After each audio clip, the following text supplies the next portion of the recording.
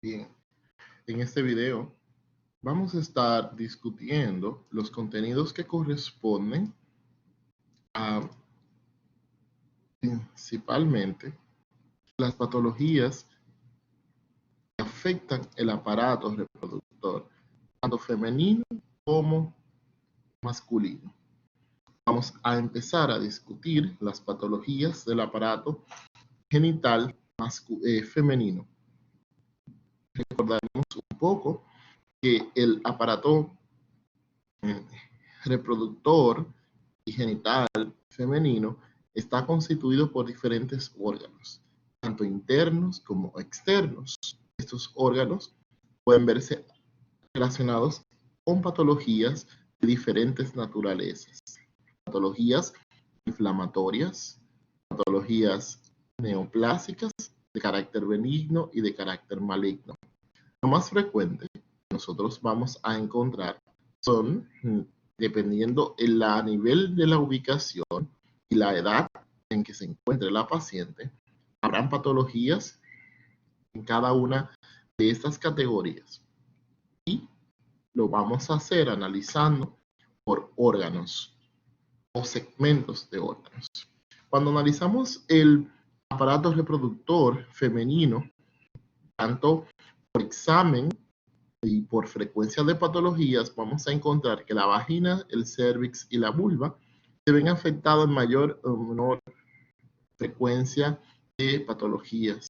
Normalmente, si recordamos un poquito de histología, el aparato, estas partes en gran medida, en la vulva, en el caso de los labios menores, el introito, la vagina, el cérvix, vamos a encontrar este epitelio escamoso. Solo como recordatorio, ese epitelio tiene una membrana basal donde se observan neoplasias, células con mitosis ocasionalmente, pero vamos a observar que acorde nos desplazamos hacia la parte superior del epitelio, las células se van a ir haciendo como las células escamosas que ya hemos observado en otras, sobre todo en histología. Es importante destacar que este aparato reproductor femenino, este epitelio, en ocasiones puede encontrarse presentando ciertas vesículas que son normales. En este cérvix vamos a ver cómo vamos a observar que en ocasiones existen procesos inflamatorios como la cervicitis, que no son de gran relevancia como estamos viendo acá. Pero sí, me gustaría detenerme un poco en cómo el cérvix se puede ver afectado por las denominadas neoplasias intraepiteliales cervicales, que son lesiones vinculadas con el virus del papiloma humano. Es importante saber que algunas de estas lesiones, como las lesiones intraepiteliales cervicales de alto grado, pueden estar asociadas a progresión a procesos neoplásicos. Y eso lo explicaremos en un segundito. Aquí tenemos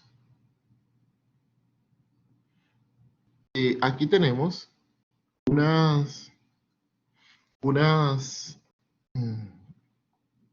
citologías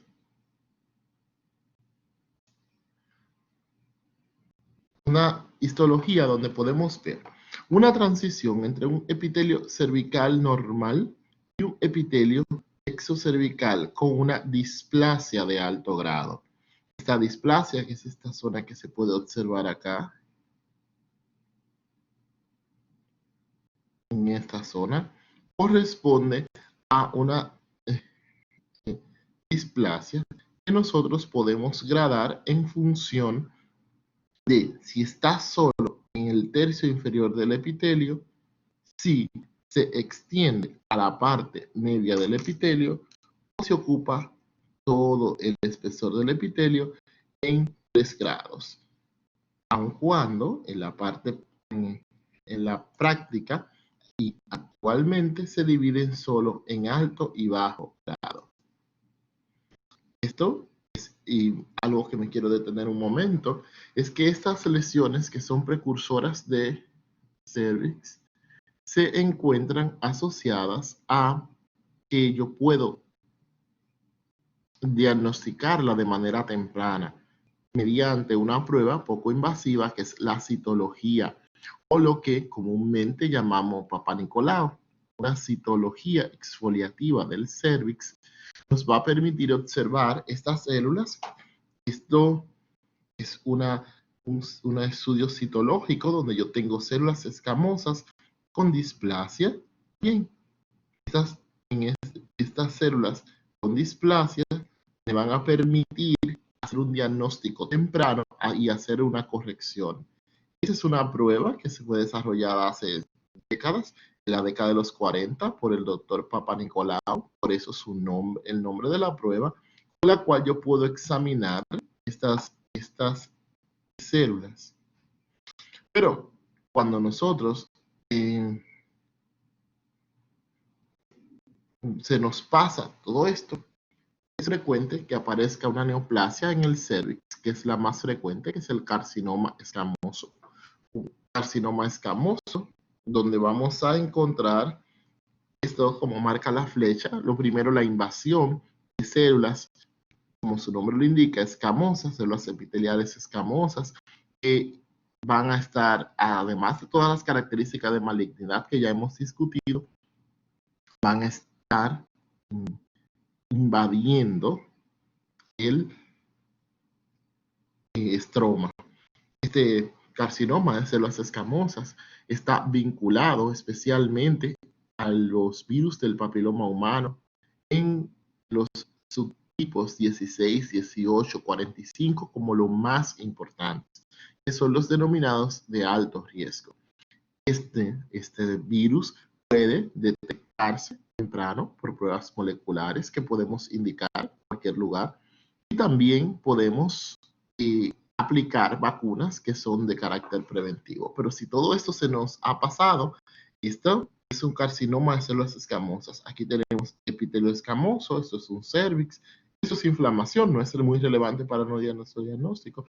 Si observamos toda esta zona que estoy marcando, está afectada por estas estructuras que infiltran, forman perlas de queratina e infiltran el estroma. Eso es un carcinoma de células escamosas. Lo vamos a observar, pero puede ocurrir tanto en cervix, vulva, vagina, igual que en otros segmentos que en otros aparatos que veremos. Eso es un poco más acercándonos a las estructuras que forman perlas córneas, esto, perlas de queratina, esto que está marcado con la flecha. Es una característica muy común en las células o en las neoplasias originadas de células escamosas. Entonces, si lo observamos macroscópicamente, aquí nosotros vamos a ver cómo tenemos un útero. Miren, aquí está el fondo, el cuerpo, y todo esto es el cervix, el exocervix. Y miren aquí, próximo al orificio exocervical, esta estructura, esto que resalta un crecimiento anormal, blanquecino, que se ve elevado. Y si comparamos, esto es lo normal con esta estructura que está acá. Se ve un crecimiento anormal, blanquecino, que está asociado a este tumor que está creciendo en el cervix. Si hacemos podemos ver que existen patrones diferentes de crecimiento. Miren, orificio exocervical, la neoplasia que está acá. Un carcinoma, la macroscopía de un carcinoma de células escamosas.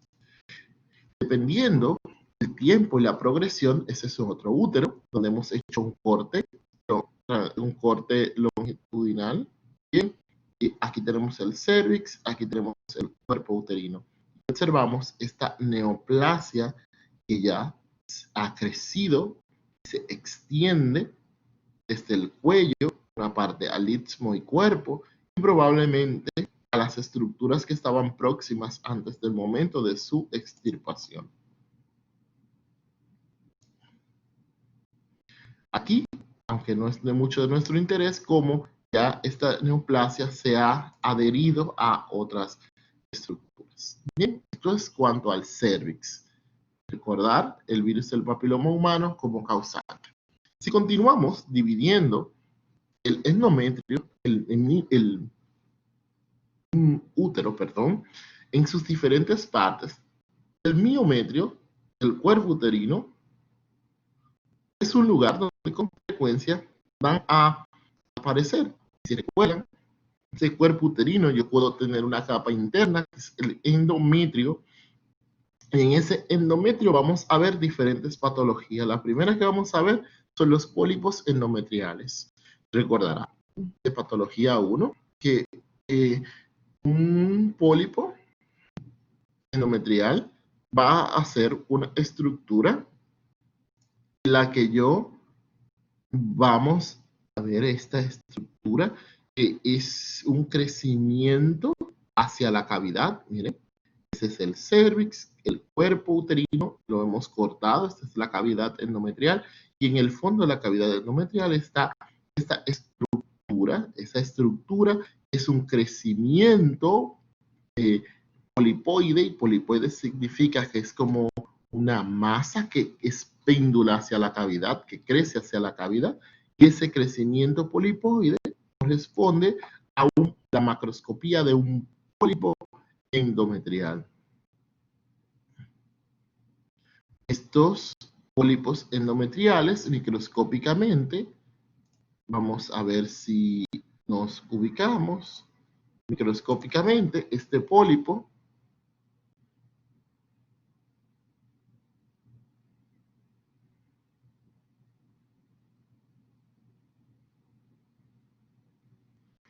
bueno, la micro se la pondré en breve, así que en breve le pongo la micro. Bien. En el endometrio, nosotros vamos a tener que hay también neoplasias, no me interesa mucho esta macro. Bien, aquí sí. Esa es una estructura del endometrio donde estamos viendo una neoplasia maligna que forma glándulas. Es un adenocarcinoma endometrial. Se vincula con mujeres en edades postmenopáusicas, especialmente. La presentación típica es una paciente con sangrado anormal y especialmente un sangrado postmenopáusico. Una mujer después que ha estado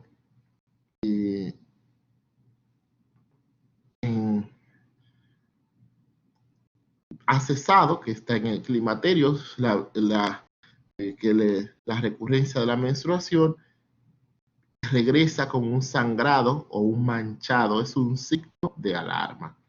Y una de las patologías que con frecuencia causa este signo es un carcinoma, un adenocarcinoma endometrial. Aunque no es de mucho interés para esta clase, el adenocarcinoma endometrial se puede clasificar en diferentes tipos. Esos tipos están asociados con los pronósticos. Como FIGO 1, 2, 3, en función del endometrioide, en función de la formación de glándulas. Esto no es en este momento de gran relevancia para la clase. Entonces, en el cuerpo uterino también nosotros vamos a tener que con frecuencia habrán neoplasias. La más frecuente es el leiomioma.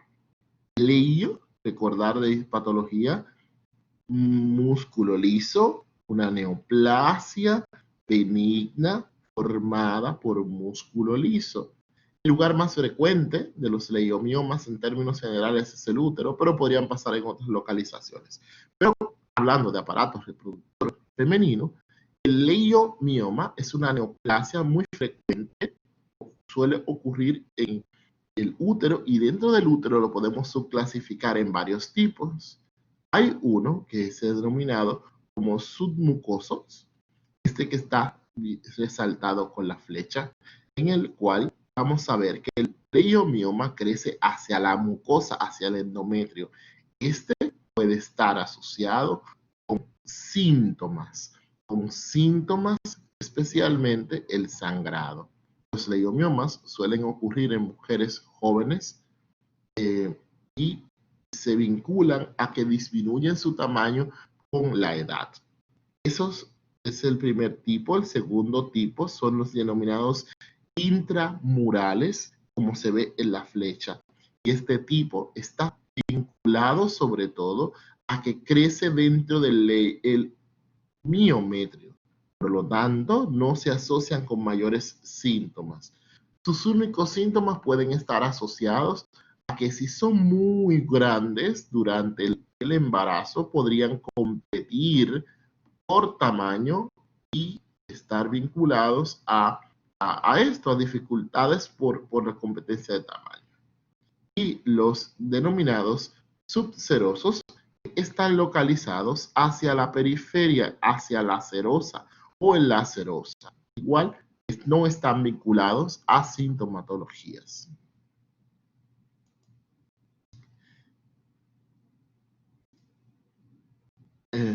Este leiomioma muy grande, pero no nos interesa mucho.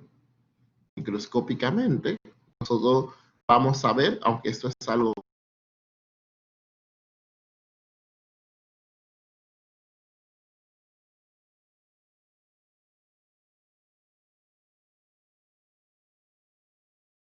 como fibras musculares lisas en una disposición estoriforme, es decir, como remolinos.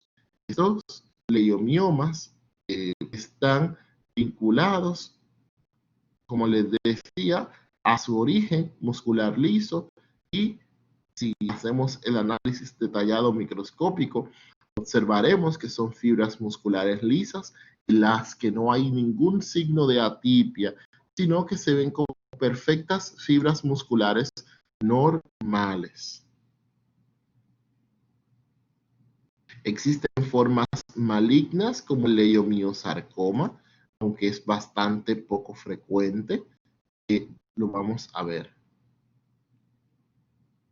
Bien, en los anexos vamos a encontrar que es frecuente que hayan patologías, especialmente de carácter inflamatorio. En los anexos, incluida la trompa, vamos a encontrar con frecuencia salpingitis, podríamos encontrar embarazos ectópicos, procesos inflamatorios en las trompas. En el ovario, por su parte, además de las estructuras normales, es frecuente que yo encuentre algunas neoplasias. Estas son los quistes, que pueden ser quistes foliculares o quistes lúteos, que no tienen mayor relevancia, más que son un fisiológico, pero sí hay los quistes que ya no son fisiológicos, como los cistadenomas, que vamos a estar observándolo.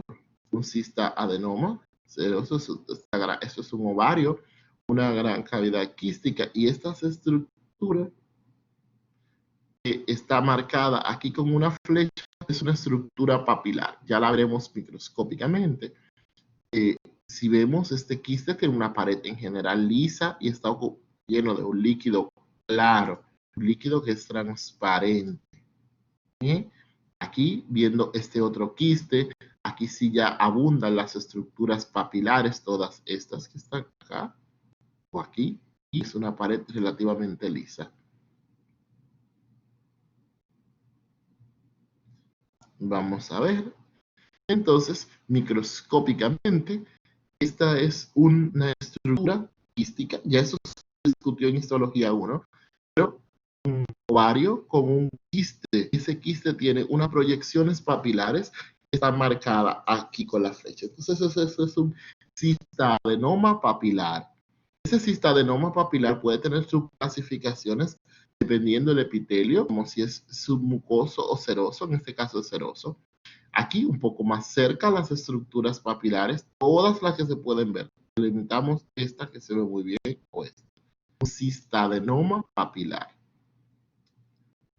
Es frecuente que haya calcificaciones hematosas, pero eso no vamos a ver.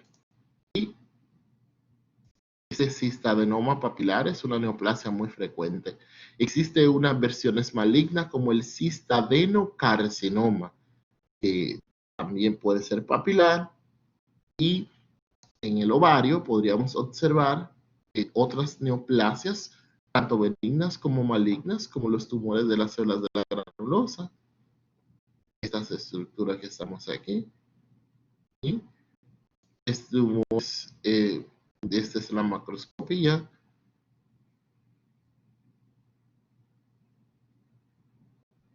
Y el que sí más nos interesa a nosotros por su frecuencia es el teratoma quístico del ovario. Ese teratoma, que es una neoplasia germinal, de ella vamos a encontrar componentes de las diferentes líneas germinales. Aquí podemos encontrar estructuras como pelo, material sebáceo, viéndolo micro. Bien, ese teratoma nosotros deberíamos encontrar, o cuando vemos la microscopía, miren, aquí hay cartílago, tejido adiposo, tejido intestinal, tejido tiroideo. Pueden aparecer todas las estructuras histológicas, pero esto es una humoral. Entonces, esto se llama teratoma maduro. Si ocasionalmente apareciera un